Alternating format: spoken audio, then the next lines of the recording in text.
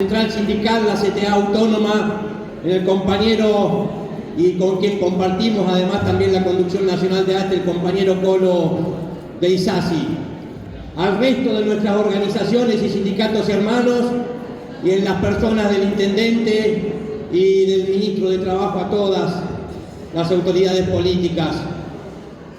Estamos recorriendo el país para cumplir con el mandato de profundizar el federalismo, y federalizar para nosotros es democratizar las organizaciones que se toman, las definiciones, las decisiones que se toman en nuestro sindicato. Por eso es que es tan importante este plenario de hoy, para encontrarnos, para pensar juntos, para tomar decisiones juntas y juntos, y también para decidir de qué manera vamos a asumir uno de los desafíos más importantes que tiene el movimiento obrero por delante. Seguramente a lo largo de la historia enfrentó muchos, pero este es uno de los más importantes. Un gobierno de extrema derecha intenta imponer el programa económico de la última dictadura militar. Si uno pudiera sintetizar en 3 puntos las políticas nacionales que enfrentamos, la primera tiene que ver con que nos están quitando todos nuestros derechos, no solo a las trabajadoras y a los trabajadores, a los jubilados, sino también a todas y a todos los ciudadanos. Destrucción de puestos de empleo. Se pierden miles de puestos de trabajo en el Estado, pero todos los días son decenas de miles de puestos de trabajo que se pierden en el sector privado. Y por último, demolición de todos nuestros ingresos. Hemos perdido más poder de compra, poder adquisitivo de nuestros ingresos con este gobierno nacional que en los 8 años anteriores en la Argentina. Nosotros lo tenemos que decir con total claridad. Mientras esto sucede, protocolo antimovilización.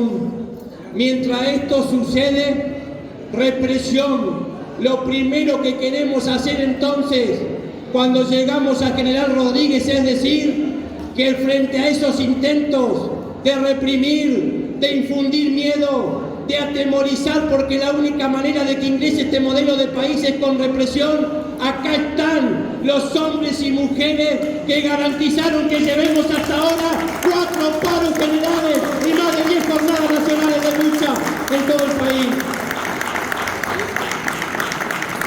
Les aprobaban la ley bases. Además que no les daban las herramientas necesarias para poder gestionar el Estado. Y resulta que ahora, ley bases aprobada, Pacto de Mayo firmado, DNU vigente, y sin embargo la crisis económica y política recrudecen. Estamos pasando de una recesión a una depresión, que es una caída más profunda y persistente de la economía.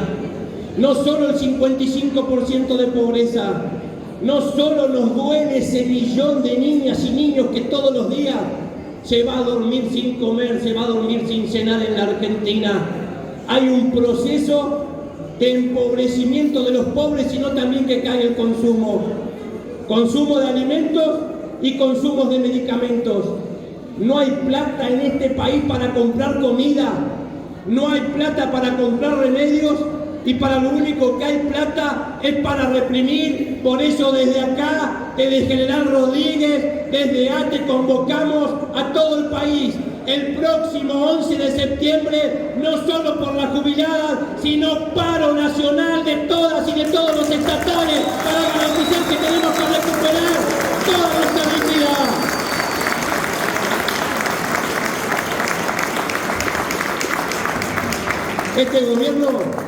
Este gobierno nacional nos declaró la guerra a los estatales. Utiliza términos de guerra. Somos infiltrados en las filas enemigas. Somos un topo que ama destruir el Estado, y qué mejor que alguien que odia al Estado para poder destruirlo desde adentro. Y llevan adelante el fraude laboral más grande de la historia. Nos están reprecarizando. Renuevan los contratos solamente por 90 días. Tenemos una guillotina sobre nuestras cabezas que cada 3 meses cae. y nos la corta a todas y a todos. Intentaron justificar diciendo que había ñoquis y le pusimos al presidente Milei que nos muestre un listado de los ñoquis. No pudo encontrar uno. Es decir, que frente a la mirada de la sociedad se cae, se desvanece la principal causal de despido que invocó el gobierno, que era la no prestación de servicios. Y por ahí el ministro Caputo decía: a mí en la calle la gente me dice que los que están en el Estado tienen que tener vocación de servir. Y la verdad que yo en el Estado encontré a varias y a varios con vocación de servir, pero también dice, encontré a muchos que quieren hacer negocios. Señor ministro, si se trata de hacer negocios, usted integró una banda que se fugaron 45.000 millones de dólares, que se la fugaron toda. Así que si se trata de echar a los que hacen negocio con el Estado, los primeros despedidos tendrían que ser el ministro Caputo y toda esa banda de malhechores que está en la Casa Rosada y que se han llevado hasta el oro sin lograr hasta ahora nada a cambio.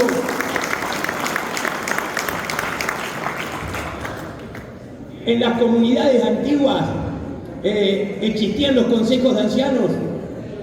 Cuando quienes gobernaban tenían dudas, acudían en ellos en consulta, porque se creía que nuestras viejas, que nuestros viejos eran poseedores de la sabiduría, de la experiencia de haber transitado toda la vida. ¿Qué nos pasó desde allá hasta acá? Que ahora son los más postergados en materia de derechos, que no tienen salarios dignos. Nosotros nos tenemos que comprometer hoy, y nosotros que la apoyamos, que la lucha es una sola y que la vamos a dar juntos hasta que dejen de existir en este país subsidios mínimos para pasar una vejez en la pobreza y existan jubilaciones dignas y el 82% móvil para todas y todos nuestros compañeros jubilados.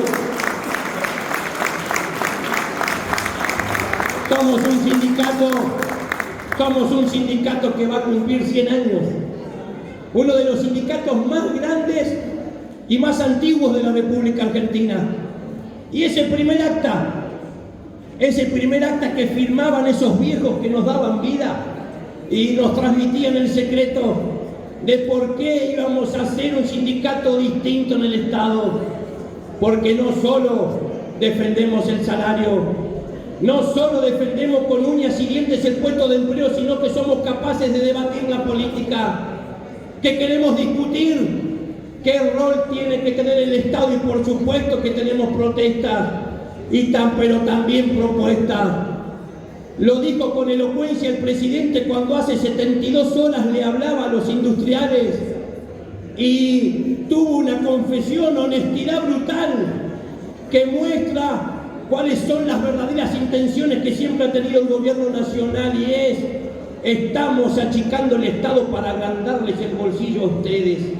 Es decir, nos dijo lo que está sucediendo desde hace 9 meses, que es una brutal transferencia de recursos económicos desde los bolsillos de la clase media, de los sectores populares, de los trabajadores, de los jubilados, a 4 o 5 grandes grupos económicos. En la Argentina el problema nunca fueron los pobres. En la Argentina el problema son los ricos y su manera de acumular. Tenemos propuestas, un ingreso básico universal que se debería garantizar con una sobrealícuota al impuesto de bienes personales, además con lo que se recauda de impuesto a las ganancias corporativos, que importaría 19 billones de pesos, que como financia el consumo se podría reducir a 11 billones de pesos. Es decir, que fuera destinado a toda persona de 18 a 65 años que no tenga un ingreso formal, y solamente se requeriría el 1.7% del Producto Bruto Interno. Por supuesto que tenemos propuestas, pero esa historia del déficit cero, el déficit cero no es más que una construcción teórica, que una elaboración doctrinaria de la derecha, del liberalismo. El Estado no es una empresa. El Estado bien puede trabajar a pérdida más en momentos como este, que tanto lo necesita nuestro pueblo. La empresa no. Si la empresa no tiene financiamiento y no tiene ganancias, se funde. Bueno, el Estado puede trabajar a pérdida. Pero supongamos que nos alejamos de nuestra premisa y aceptamos que las cuentas públicas tienen que ser mejoradas. Bueno, las cuentas públicas también se las puede mejorar sin destrozar la vida de la gente como están haciendo ahora. Para mejorar las cuentas públicas hay que ir a buscar renta minera, renta petrolera, los casinos y las salas de juegos, las entidades bancarias y financieras, y sobre todo ir a cobrarles a esos que nos chupan la sangre todos los días y se quedan con nuestro esfuerzo, volviendo a establecer un impuesto a las grandes fortunas que tenga carácter permanente y permita sostener el sistema. Yo quiero terminar diciendo que formo parte de los optimistas, que creo que este gobierno atraviesa su mejor momento, que ya hay mediciones que dan cuenta que 1 de cada 2 argentinos cree que las ideas de Milei son malas, que si juntamos a todos, que ya hay mediciones que dan cuenta que 1 de cada 2 argentinos cree que las ideas de Milei son malas, que si juntamos a todos, 2 de cada 3 argentinas y argentinos que piensan que hay ideas malas o buenas en el gobierno, 2 de cada 3 creen que este presidente no sabe gobernar, y además que ya empieza a cosechar rechazos en vastos sectores de la sociedad. Yo creo, para terminar, que tenemos que plantear cuál es la salida a la crisis, una salida que sea en beneficio de todo nuestro pueblo. El tiempo que viene es de resistencia, pero también es de propuesta. El tiempo que viene es combatiendo, pero también debatiendo con nuestro pueblo. Tenemos que devolverle la palabra a nuestro pueblo, devolverle la palabra a las trabajadoras y a los trabajadores. Por momentos hemos monopolizado los dirigentes el uso de la palabra. Yo quiero terminar diciendo que cuando hablamos de esperanza, señor ministro, y nosotros queremos que les transmita al gobierno, para quienes venimos desde afuera y no habitamos esta provincia, que si hablamos de esperanza en esta provincia hay esperanza, que si hablamos de un faro en esta provincia hay un faro que puede iluminar el futuro. Transmítale al gobierno nuestro compromiso de sentirnos parte del pueblo. Este pueblo votó para estar mejor, no votó para que esté pasando lo que está pasando ahora. Somos parte de este pueblo. Este mismo pueblo fue el que de la mano de las luchas de las madres y de las abuelas le empezaba a poner fin a la dictadura militar. Este es el mismo pueblo que en el 2001 abrió un tiempo nuevo en la Argentina. Es el mismo pueblo que le dijo en el 2019 no va más a ese mejor equipo que había llegado para gobernar 20 años. La historia muestra en la Argentina que cada vez que irrumpe el pueblo, la que se cae es la oligarquía. Formamos parte de este pueblo que más temprano que tarde va a volver a irrumpir para que se caiga esta oligarquía que hoy nos gobierna y volvamos a tener un gobierno que vuelva a pensar en su pueblo. Fuerza, compañeras, fuerza, compañeros, no vamos a parar de luchar.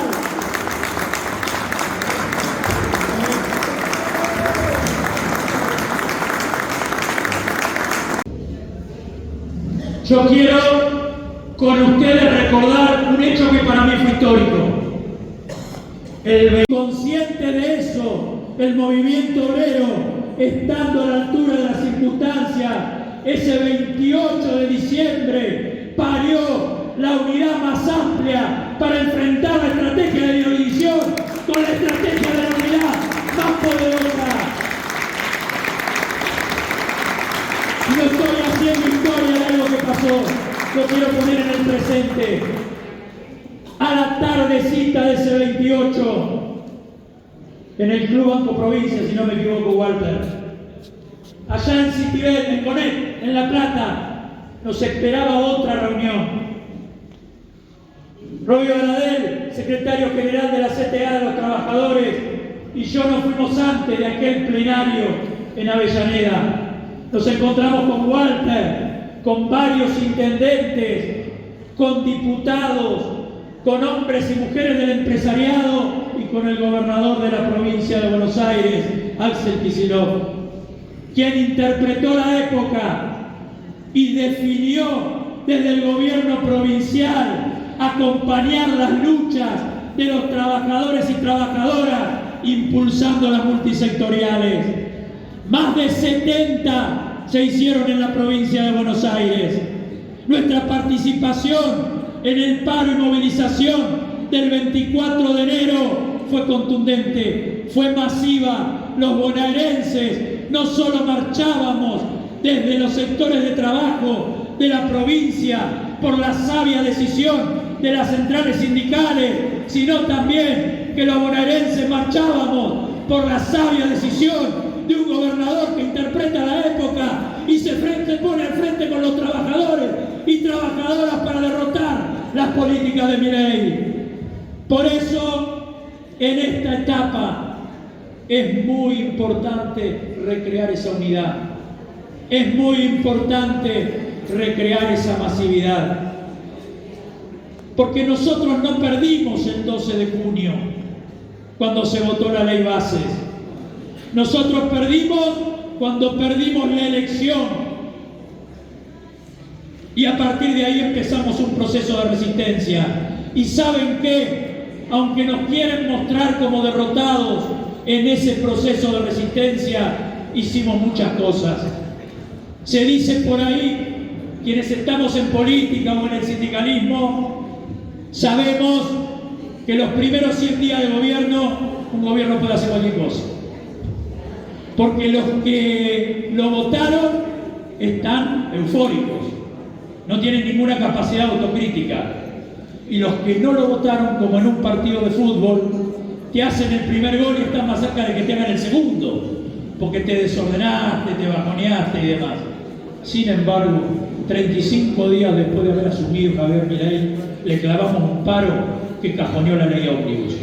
Poquitos días antes de haber asumido Javier Milei, poquitos días después de haber asumido Javier Milei, fuimos a tribunales, la CGT, las dos CTA, y le clavamos otro triunfo, que es la inconstitucionalidad del capítulo laboral en el DNU. En La Plata, los excombatientes, con todas las centrales sindicales, logramos la declaración de inconstitucionalidad de la ley de tierras, de la derogación de la ley de tierras. Inventó el 25 de mayo, pero la movilización en unidad y en masividad del campo nacional y popular, que definió y logró el 8 de marzo, el 24 de marzo, el 23 de abril defendiendo a las universidades, el 1 de mayo y el paro del 9 de mayo, hicieron posible que ese 25 de mayo fuera julio, lo llevara para julio. Y sí, se sancionó la ley base, claro que sí, pero esa ley base, cuando la tendrían que haber sancionado caminando, porque eran sus primeros 100 días de gobierno, se llevó puesto, fruto de la resistencia, un jefe de gabinete. Tuvieron 2 crisis políticas que todavía le duran. Por eso, compañeras y compañeros, en esta etapa de resistencia, de acá a fin de año, tenemos que ser capaces de reconstruir esa unidad, esa masividad, y General Rodríguez en este momento es el faro para construir ese camino.